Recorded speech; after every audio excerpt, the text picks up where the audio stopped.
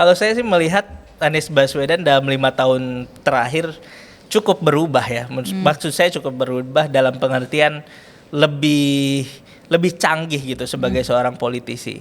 Disambut dengan sangat meriah sejak patung kuda itu kita bisa lihat ada ribuan orang menyambut seorang Anies Baswedan, disambut seperti pahlawan, ya seperti presiden, bahkan ada teriakan-teriakan presiden. Ini juga satu simbol atau satu message yang ingin disampaikan bahwa Anies is a real deal gitu, dan kandidat yang harus diperhitungkan gitu dalam pilpres mendatang.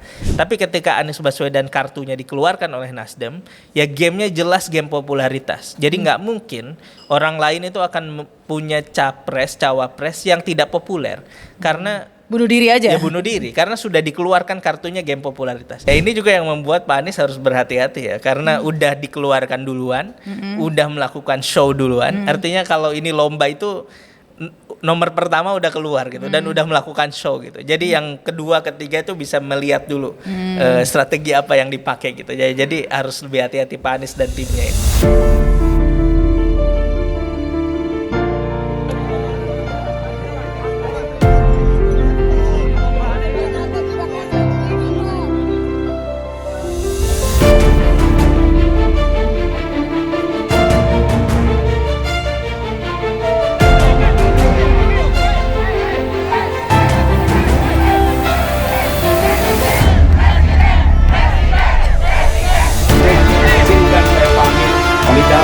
Tanpa duka, kami pulang tanpa tunggu. Terima kasih, mari kita lanjutkan kerja kita. Semoga Allah merahmati kota Jakarta dan melindungi kita semua.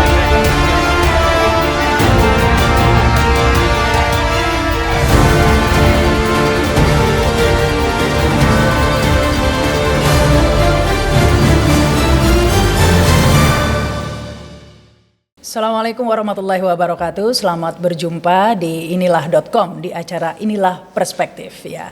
Kita akan menyoroti kali ini peristiwa perpisahan ini ya Gubernur DKI Anies Baswedan kemarin yang berlangsung meriah dan fenomenal begitu, diberitakan di berbagai media ya, dalam negeri maupun luar negeri, di mana warga tumpah ruah. Nah, kita akan ngobrolin itu ini ya selama sekitar setengah jam ini bersama CEO Fat Pahdevi, CEO inilah.com. Halo Mbak Rahma, iya kita ketemu tiap hari ya, tapi untuk podcast kita saling menyapa. Halo, assalamualaikum warahmatullahi wabarakatuh. Iya, waalaikumsalam. Ya, kalau menyoroti kemarin itu, Fat melihat seperti apa ya? Ini kalau saya ini melihatnya, wah, Anies ini menunjukkan seperti apa ya, mencuri start begitu ya. Bayangkan yang lainnya saja nama capresnya aja belum deklarasi, yang ini sudah tumpah ruah menemui warga seperti itu. Ini seperti apa ya, berapa langkah lebih maju ini? Ya memang Pak Anies sudah punya keuntungan ya, punya advantage dengan sudah diumumkan sebagai capres oleh Partai Nasdem, sehingga apapun peristiwanya, apalagi sebesar kemarin perpisahan sebagai Gubernur DKI, itu selalu dan pasti bisa dikapitalisasi sebagai kampanye gitu ya. Kita bisa bilang ini curi start atau apapun, tapi memang Pak Anies nih punya advantage dengan situasi yang ada sekarang. Apalagi warga Jakarta yang datang atau dari sekitar Jakarta atau kita semua yang nonton juga tahu sih sebetulnya bahwa memang ada pernyataan waktu itu 3 Oktober 2022 di Nasdem Tower. Pak Anies sendiri mengatakan bahwa sampai tanggal 16 nanti saya akan fokus ngurus Jakarta, setelah itu baru urus yang lain. Nah, urus yang lain ini tentu adalah pencapresan. Sehingga bagi saya kemarin itu perpisahan Pak Anies adalah awal sebuah perjalanan baru, perjalanan yang lebih besar ya, pencapresan Anies Baswedan untuk 2024 mendatang. Ya meskipun ini pasti dikomentari macam-macam ya, yang suka atau yang pro dan kontra begitu ya. Yang kontra mengatakan wah ini menunjukkan dukungan sudah begitu kuat mengarah ke Anies. Yang lainnya wah ini pasti bayaran ini, masanya ini kiriman atau apa begitu ya. Tapi ya buat seorang politisi apalagi kandidat calon presiden, pro kontra itu justru keuntungan yang lain, karena selalu jadi bahan perbincangan gitu, selalu jadi bahan pembicaraan. Yang penting muncul namanya, selalu muncul namanya gitu ya. di berita. Jadi jadi Gubernur DKI aja kan udah hotspot sebenarnya, udah hot seat gitu ya. Dan Gubernur DKI itu spotlight, semua orang memperhatikan, bukan hanya warga Jakarta dan sekitarnya, tapi saya kira seluruh Indonesia memperhatikan sosok Anies Baswedan karena ya gubernur ibu kota gitu ya. Nah itu aja sudah satu keuntungan, apalagi ditambah posisi memang sudah mengumumkan diri dan sudah dicapreskan oleh salah satu partai politik, sehingga apapun yang terjadi ini jadi perjalanan yang serius gitu ya. Soal ada yang suka atau tidak suka ya pasti ada, tapi ya ini satu keuntungan. Kalau saya sih melihatnya tetap ini keuntungan. Pengaruhnya tetap keuntungan ya, meskipun istilahnya dibully pun itu suatu hal yang positif begitu ya. Kalau perlu malah harus dibully gitu ya. Biar diberitain terus, harus biar viral. dibully, harus dikritik, harus jadi perbincangan, karena dengan begitulah maka akan ada ruang untuk berdiskusi, ada ruang untuk berdialog gitu ya. Kalau misalnya dikritik kebijakannya, berarti ada ruang untuk menjelaskan kebijakannya. Dikritik tidak ada prestasi, berarti ada ruang untuk menunjukkan apa prestasinya. Dikritik bahwa tidak betul selama memimpin, ada ruang untuk bercerita apa yang dilakukan selama memimpin 5 tahun. Jadi buat seorang politisi, apalagi kandidat calon presiden atau kandidat dalam kompetisi apapun, saya kira kritik atau bully atau apapun bentuknya itu adalah satu kesempatan agar bisa ya bercerita, agar bisa menyampaikan sesuatu. Iya, jadi tidak masalah sebenarnya itu ya. Iya. Justru itu adalah kesempatan untuk membuktikan. Nah ini yang menjadi pertanyaan selanjutnya.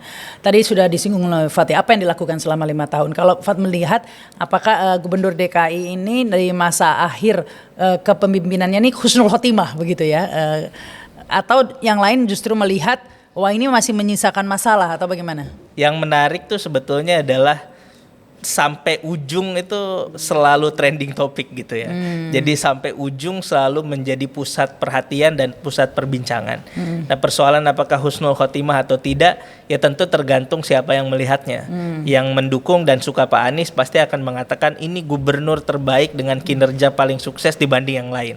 Tapi yang nggak suka, yang mengkritik, yang nyinyir ya banyak juga gitu, bilang bahwa Anies ini gak bener, Anies ini ya good bener dan gak bener ini pasti selalu ada itu gitu. Sudah ya. lama ya, tapi yang menjadi pertanyaan selalu ini menjadi sebenarnya apa sih prestasi Anies? Nah itu yang selanjutnya, ini sebenarnya dari sudut pandang aja ya, semua bisa, kalau kita tidak melihat ya bisa ya dikatakan tidak ada prestasinya begitu. Ada yang menarik dari pernyataan Pak Anies di pidato kemarin di Balai Kota, dia bilang bahwa kita tidak mengirimkan pernyataan, tapi kita kirimkan kenyataan. Waduh. Jadi ini satu bentuk kepercayaan diri seorang kepala daerah di akhir masa jabatannya, merasa sudah bekerja keras dan mempersilahkan publik untuk menilai, untuk melihat apa yang terjadi di Jakarta, apakah ada perubahan dari sisi tata ruang, ada perubahan dari sisi transportasi publik dan lain sebagainya. Nah saya kira kalau kita melihat secara objektif, sebetulnya ada nggak yang dikerjakan seorang Anies Baswedan? Ya ada gitu. Buktinya ada sejumlah prestasi gitu. Misalnya, tapi ya lagi-lagi ya, karena Anies ini tokoh politik yang sedang ada di hot seat, apalagi mau nyapres gitu ya, pasti ya setuju dan tidak setuju. Tapi kan faktanya adalah BPK memberikan penghargaan atau opini WTP 5 tahun berturut-turut, kemudian ada juga berbagai penghargaan bahkan dari kementerian dan lembaga di lingkungan pemerintahan, dari Kementerian Dalam Negeri, dari Kementerian Kesehatan dan lain sebagainya, juga sejumlah awards dari lembaga-lembaga internasional. Nah ini menunjukkan bahwa memang prestasinya ada gitu. Selain ada JIS lah ya. Ya selain yang sifatnya kasat mata ya, kayak JIS gitu, kemudian dan lain sebagainya. Transportasi mungkin. Tapi kita juga harus akui bahwa ada persoalan-persoalan yang memang belum selesai juga, dan ini persoalan sistemik gitu ya, dan persoalan lama dari yang dihadapi oleh Jakarta. Ya kemacetan masih banjir masih ada, kualitas udara. 5 tahun banjir besar per 5 tahun ini kayaknya lolos ya 5 tahun ini ya. Iya, tapi mudah-mudahan tidak terjadi ya, karena sekarang curah hujan sedang tinggi dan volumenya besar sekali, tapi atau Februari biasanya. Tapi ada yang dikerjakan kan, ada yang dikerjakan untuk mempercepat surutnya, kemudian penyerapannya dan lain sebagainya. Jadi kalau mau objektif sebetulnya memang ada yang dikerjakan dan ada prestasinya, tapi masalah juga masih ada. Dan itu yang saya apresiasi dari Pak Anies kemarin di dalam pidatonya, menyampaikan permohonan maaf ya. Ini satu gestur yang saya kira baik sekali ditunjukkan oleh seorang pemimpin. Dia mohon maaf kalau ada yang kurang, kalau ada kehilafan, kalau ada kesalahan. Artinya diakui gitu bahwa tidak sempurna. Bahkan kalau kita lihat ada satu wawancara dengan Metro TV di acara Special Dialogue gitu ya. bersama Fitri Megantara kalau nggak salah, Pak Anies di sangat awal pernyataannya menyatakan bahwa kalau ditanya apakah yang dikerjakan selama 5 tahun ini sudah sempurna, belum. Apakah sudah sempurna, belum. Tapi ada yang harus disyukuri.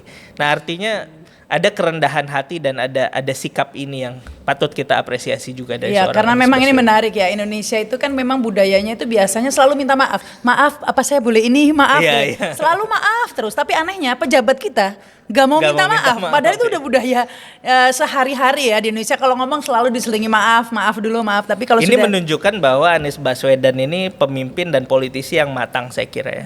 Jadi percaya diri dengan apa yang dikerjakan. Jadi ada statement yang mengatakan kita tidak mengirimkan pernyataan, kita kirimkan kenyataan. Itu bentuk kepercayaan diri. Ayo kalau mau lihat Jakarta, lihat aja, lihat apa pencapaiannya, dan itu prestasinya. memang debatable ya, relatif dari sudut pandang relatif. Tapi melihatnya. ada kerendahan hati yang dengan mengatakan ya, dengan menyampaikan permohonan maaf dan menyatakan bahwa memang tidak sempurna. Nah, itu saya kira yang Tapi menarik. meskipun debatable, relatif begitu ya, tapi yang pasti setidak-tidaknya soal prestasi ini selain yang kasat mata begitu ya, setidak-tidaknya ya Jakarta nggak jadi Suriah lah ya. Iya. Dan yang nggak terbukti ya, yang Nggak disebutkan terbukti, ya. oleh para pengkritiknya waktu itu bahwa Anies Baswedan akan membuat Jakarta ini seperti Suriah, akan melakukan Islamisasi secara berlebihan. Ternyata tidak. Ternyata justru banyak program-programnya yang pro pada keberagaman dan pro pada toleransi ya. Bahkan kalau kita lihat program misalnya BOTI itu kan sangat mengayomi dan sangat memberi ruang kepada berbagai komunitas dengan latar belakang agama yang berbeda-beda. Ya, tapi meskipun seperti itu, meskipun tidak terbukti ya, tapi sepertinya isu ini tetap akan dibawa hingga Pilpres. Karena masih saya baca itu ya, wah kalau Anies jadi presiden nanti Indonesia akan jadi khilafah atau apa, itu masih ada meskipun sudah tidak terbukti ketika menjadi gubernur. Bapak intoleransi lah, gitu, iyalah, bapak politik itu. identitas lah. Yang harus kita sadari adalah Anies Baswedan ini selain sebagai seorang kepala daerah yang diukur dengan kinerjanya, Anies Baswedan juga adalah tokoh politik gitu, yang ada di dalam semesta politik yang mau tidak mau saling berkompetisi, saling menihilkan dan lain sebagainya. Jadi saya kira sih kalau melihat persoalan Jakarta ini kita harus bedakan antara Anies sebagai gubernur dan Anies sebagai tokoh politik gitu. Sebagai gubernur kita harus objektif melihat apa sih yang sudah dikerjakan dan kita percaya aja sama lembaga-lembaga yang tidak bias secara politik dan juga punya integritas dan kredibilitas untuk menilai kinerja gitu ya. Misalnya pakai aja ukuran-ukuran yang standar gitu. Kalau keuangan pakai BPK, kalau kinerja pemerintah ada indeksnya dan lain sebagainya. Tapi kalau politik ya selalu akan bisa diperdebatkan karena Anies Baswedan adalah tokoh yang pasti punya lawan politiknya, punya pendukung dan juga punya pembenci gitu. Jadi kita harus bedakan sebagai seorang kepala daerah dan juga sebagai seorang politisi. Ya, terus bicara soal percaya diri Anies tadi itu ya, memang terlihat sih sebenarnya kalau boleh, karena saya merhatikan ya perjalanan Anies Baswedan ini dari awal ya, karena memang saya kebetulan kenal begitu ya. Memang ketika terpilih sebagai gubernur itu sudah kelihatan percaya dirinya bahwa tidak akan sampai gubernur saja, akan lanjut begitu ya. Karena pidato ketika terpilih sebagai gubernur itu panjang banget, kayak pidatonya menang presiden gitu. Dan kemudian kemarin ketika perpisahan itu juga saya lihat begitu percaya dirinya sepertinya. Kalau Van melihat gimana? Kalau saya sih melihat Anies Baswedan dalam 5 tahun terakhir cukup berubah ya. Maksud saya cukup berubah dalam pengertian lebih canggih gitu sebagai seorang politisi. Peristiwa kemarin tuh perpisahan sebagai gubernur DKI di hari terakhir 16 Oktober itu saya melihat banyak sekali hal-hal yang simbolik gitu ya. Jadi bersepeda dari rumah ke balai kota itu aja satu bentuk perayaan gitu dan ingin memperlihatkan bahwa Jakarta itu nyaman untuk para pesepeda, nyaman untuk para pejalan kaki, memberi ruang bagi warganya sehingga gubernur aja bersepeda gitu dari rumah ke balai kota. Itu sangat simbolik untuk menunjukkan bahwa Anies Baswedan itu bekerja dan punya prestasi di Jakarta.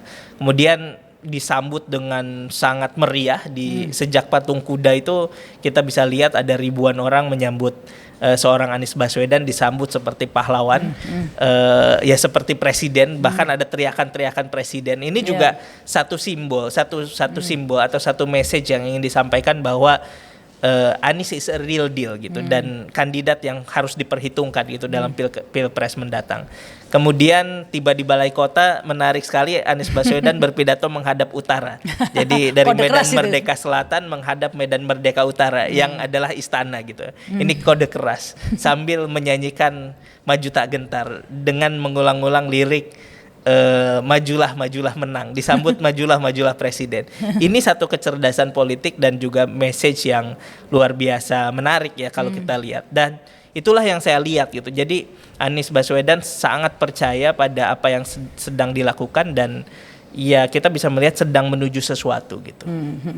Iya, kan sering dikatakan tuh Rocky Gerung tuh yang bilang sebenarnya Anies ini nggak berhabis masa jabatannya, hanya pindah ya dari Medan Merdeka Selatan ke utara begitu, begitu saja. Nah, yang harus kita soroti yang berikutnya itu adalah harus diakui Anies Baswedan ini selesai menjabat 5 tahun gitu ya.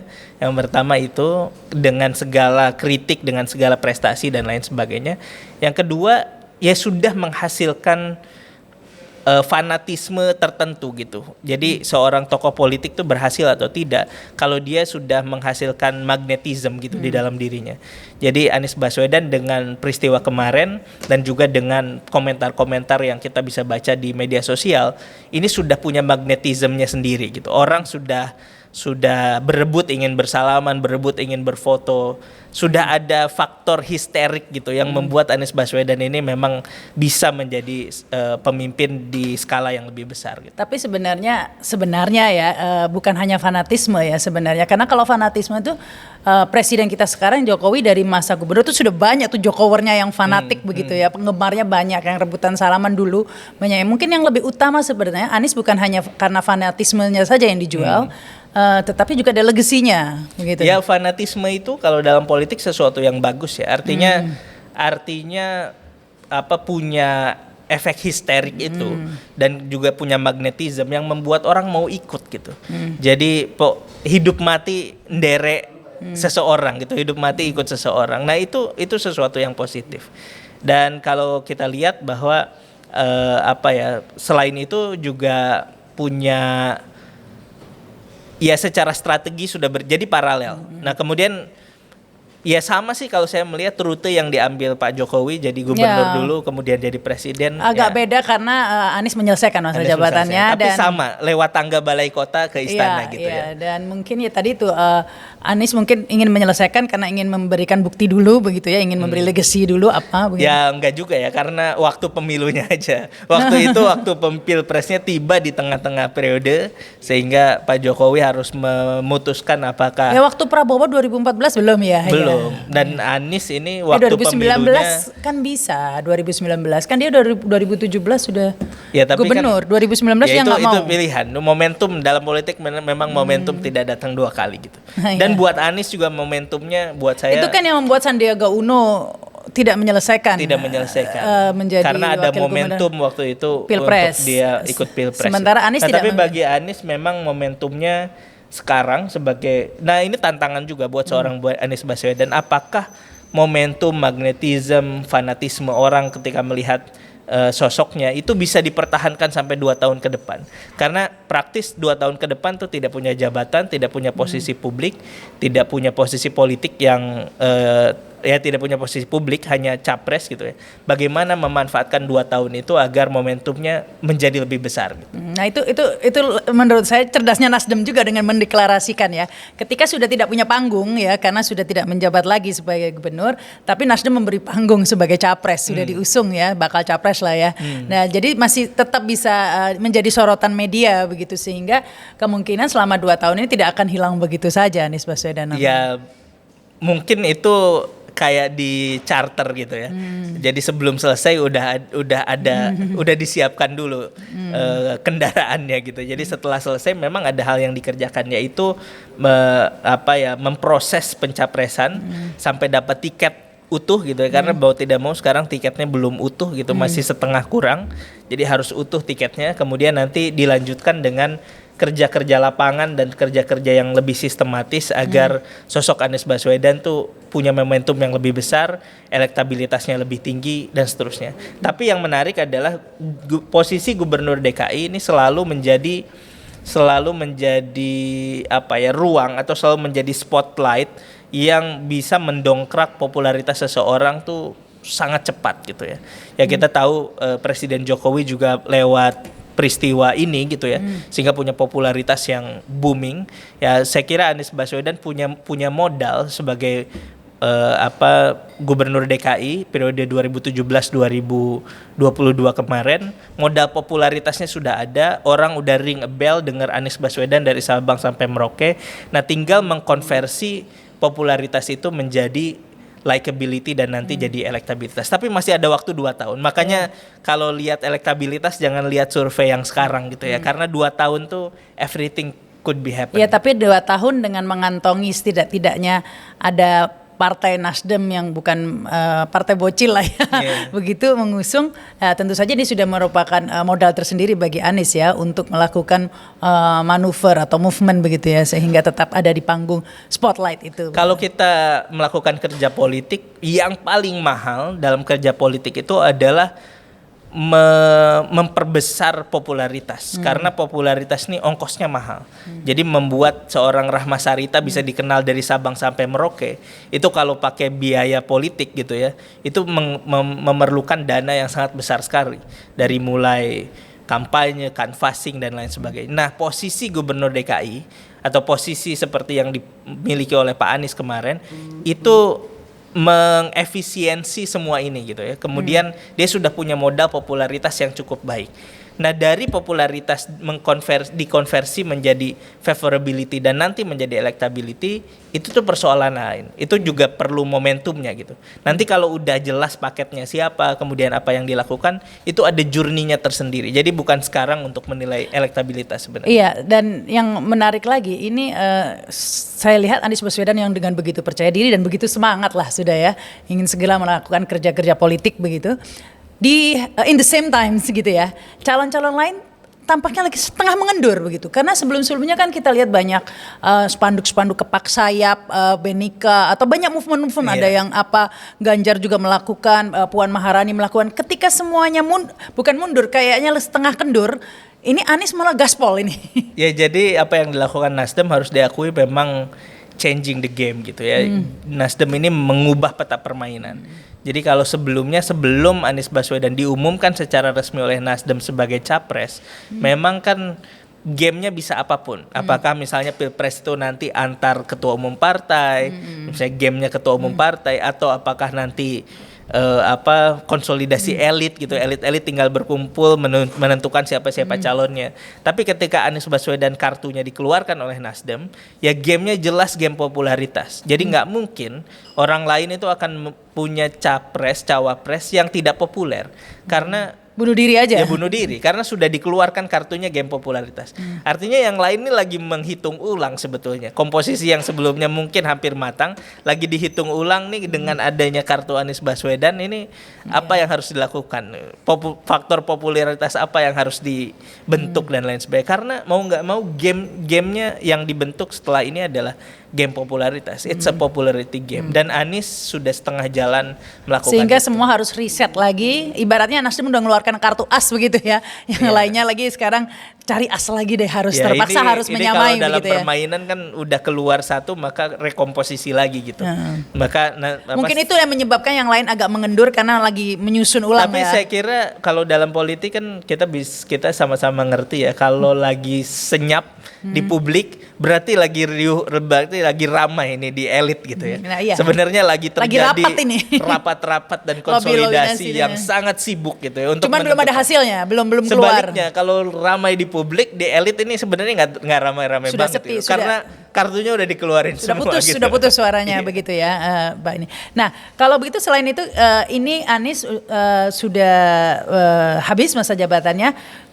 Kan banyak yang mengatakan selamat tinggal gubernur pilihan rakyat, selamat datang gubernur yang nggak dipilih rakyat, itu kan joke-nya di medsos ini. Nah, tentang pengganti Anies ini seperti apa ini, Fat melihat? Saya melihat Pak Heru Budi ini beruntung sekali ya, jadi bisa jadi PLT gubernur untuk waktu yang cukup lama karena biasanya PLT ini sebentar dan tugasnya jelas dalam Permendagri nomor 74 tahun 2016 itu paling tidak ada 5 lah tugas seorang PLT gubernur. 1, memimpin pelaksanaan urusan-urusan pemerintah. Jadi nggak mungkin pemerintahan tuh vacuum of power sehingga harus ada yang memimpin. Nah, ketika belum terjadi pemilu, belum terjadi pilkada ya dipimpin oleh PLT ini. Yang kedua, memelihara ketentraman dan ketertiban masyarakat karena sebuah daerah, sebuah provinsi, kota termasuk ya PLT bupati dan wali kota harus ada pemimpinnya yang de facto yang ketika sebelum dilakukan pemilu atau pilkada itu dipimpin oleh PLT. Yang ketiga, memfasilitasi pilkada dan menjaga netralitas ASN-nya. Jadi nah ini sebetulnya tugas utama dari seorang PLT gubernur ya atau PLT kepala daerah adalah mempersiapkan pilkada berikutnya itu berjalan dengan baik dan ASN yang dipimpinnya itu netral gitu. Kemudian yang keempat nih umum karena pembiayaan negara terus berjalan maka APBD, perda tentang APBD kemudian OPD ini harus berjalan dengan sebagaimana mestinya tentu atas persetujuan Mendagri dan terakhir adalah pengisian atau pergantian jabatan-jabatan struktural yang ada di bawah pemerintahannya. Nah, jadi tugas PLT itu sebetulnya itu gitu, spesifik ada di situ. Nah, tapi kan ini lama masalahnya PLT-nya 2 tahun. Jadi rasanya rasa gubernur juga. Iya, hampir setengah masa hampir setengah rasa periode habis periode Itulah terpilih. sebabnya saya bilang tadi Pak Heru Budi ini beruntung karena tanpa pilkada, tanpa pemilu, tanpa mandat dan suara rakyat bisa memimpin DKI 2 tahun. Ini karena ini efek karena ada undang-undang pilkada yang baru kemudian dan lain sebagainya maka Pak Heru ini punya waktu yang cukup panjang. Tapi saya kira kita tetap harus berpegang pada peraturan perundang-undangan yang ada yang berlaku, tidak boleh overlap dan keluar dari situ. Makanya saya kira kita juga perlu mengawasi ya kalau tidak mengkritisi mandat Presiden Jokowi kepada Heru. PLT yang baru ini kan diminta menyelesaikan persoalan banjir, persoalan kemacetan, persoalan tata ruang. Boleh sih, tapi memang peraturannya mengatakan hanya melanjutkan kebijakan dari gubernur sebelumnya, tidak boleh membuat yang baru gitu. Karena membuat yang baru ini butuh secara konstitusi butuh mandat yang memang harusnya melewati pilkada dulu gitu, mandat rakyat. Seharusnya gitu. Seperti itu. Kecuali Permendagrinya mungkin diganti karena kalau nggak salah saya pernah baca Mendagri pernah sounding ya mewacanakan bahwa PLT ini bisa memberhentikan dan mengangkat ASN begitu. Kalau itu memang dimungkinkan di Permendagri yang lama tahun nomor 74 2016 itu memang bisa mengganti atau mengangkat pejabat struktural tertentu gitu ya. Memang untuk menjaga stabilitas. Kuncinya adalah menjaga stabilitas pemerintahan sampai pilkada berlanjut. Sampai pilkada berlangsung kemudian.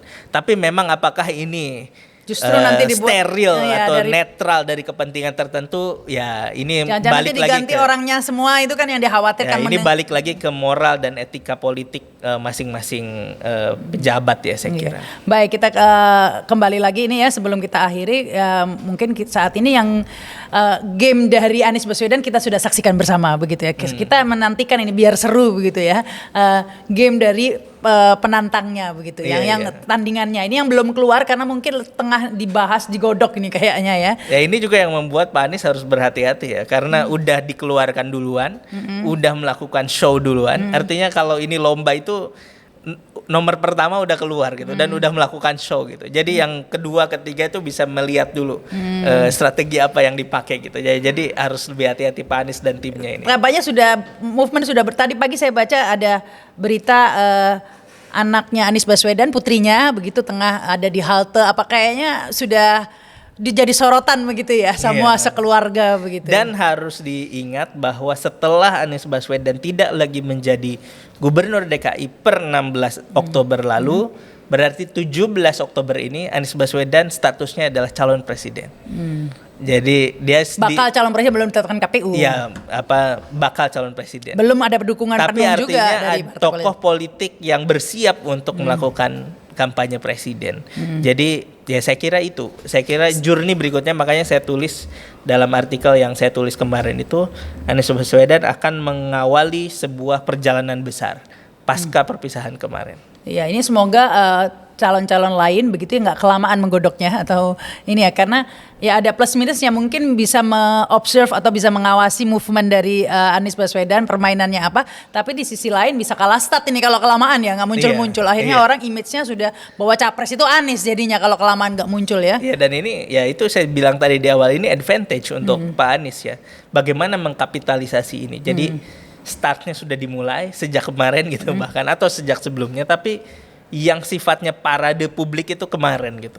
Jadi itu tesnya bahwa memang ada magnetismnya dan ada faktor histeriknya gitu dari seorang Anies Baswedan. Ya memang karena sudah startnya sudah lebih awal, ini memang menguntungkan buat Anies. Tapi memang kalau saya lihat semua presiden atau pejabat itu memang yang paling besar faktor keberuntungan begitu. Saya lihat Jokowi dulu faktor keberuntungannya juga banyak banget. Ya, demikian Anies Baswedan. Artinya ada kecerdasan politik yang luar biasa memanfaatkan momentum itu gitu ya.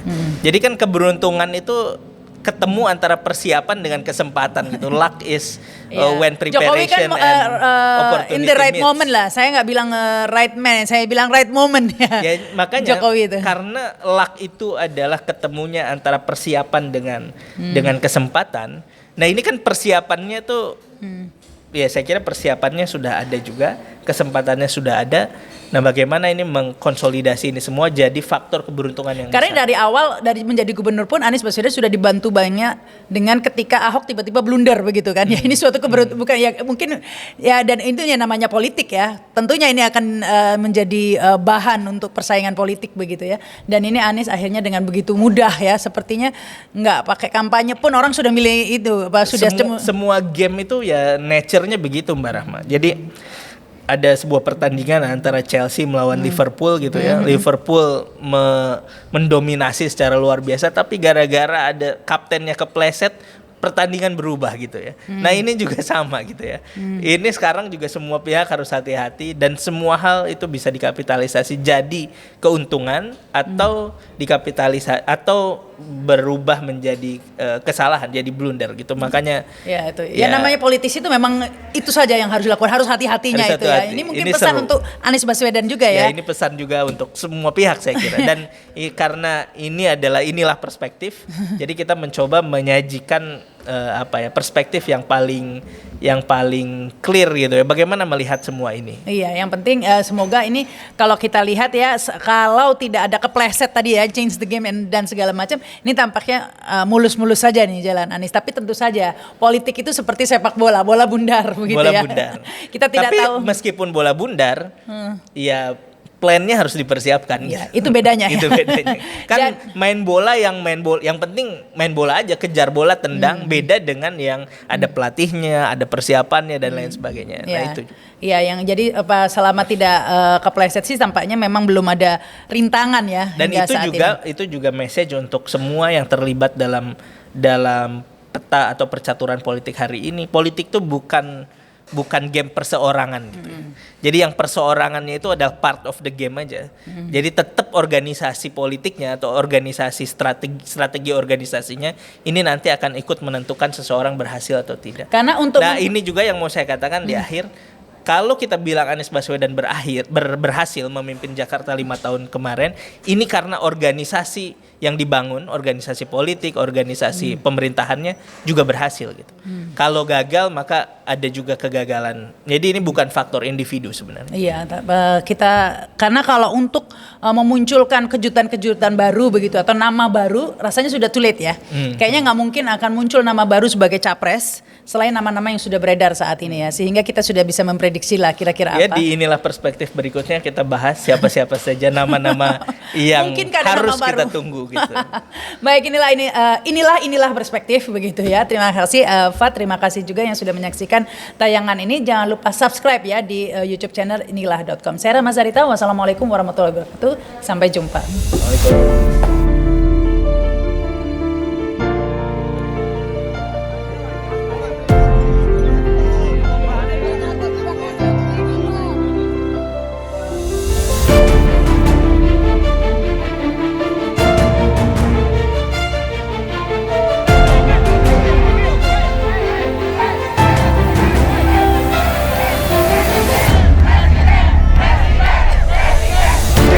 Izinkan saya pamit